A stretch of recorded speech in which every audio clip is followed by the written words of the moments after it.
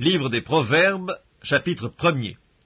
Proverbe de Salomon, fils de David, roi d'Israël, pour connaître la sagesse et l'instruction, pour comprendre les paroles de l'intelligence, pour recevoir des leçons de bon sens, de justice, d'équité et de droiture, pour donner aux simples du discernement, aux jeunes hommes de la connaissance et de la réflexion.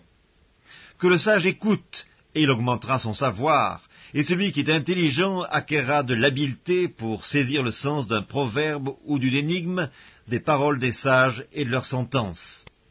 La crainte de l'Éternel est le commencement de la science. Les insensés méprisent la sagesse et l'instruction. Écoute, mon fils, l'instruction de ton père, et ne rejette pas l'enseignement de ta mère, car c'est une couronne de grâce pour ta tête et une parure pour ton cou. Mon fils, si des pécheurs veulent te séduire, ne te laisse pas gagner.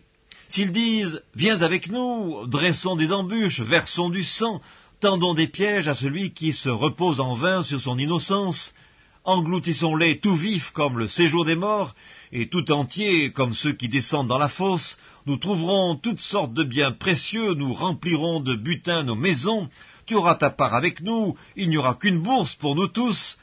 Mon fils, ne te mets pas en chemin avec eux, détourne ton pied de leur sentier, car leurs pieds courent au mal. Ils ont hâte de répandre le sang.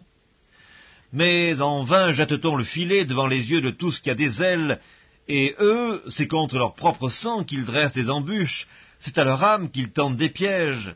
Ainsi arrive-t-il à tout homme avide de gain, la cupidité cause la perte de ceux qui s'y livrent. La sagesse crie dans les rues, elle élève sa voix dans les places, elle crie à l'entrée des lieux bruyants, aux portes dans la ville, elle fait entendre ses paroles. Jusque à quand, stupides, aimerez-vous la stupidité? Jusque à quand les moqueurs se plairont-ils à la moquerie, et les insensés haïront-ils la science?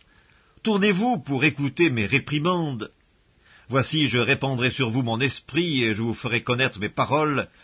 Puisque j'appelle et que vous résistez, puisque j'étends ma main et que personne n'y prend garde, puisque vous rejetez tous mes conseils et que vous n'aimez pas mes réprimandes, moi aussi je rirai quand vous serez dans le malheur, je me moquerai quand la terreur vous saisira comme une tempête, et que le malheur vous enveloppera comme un tourbillon, quand la détresse et l'angoisse fondront sur vous.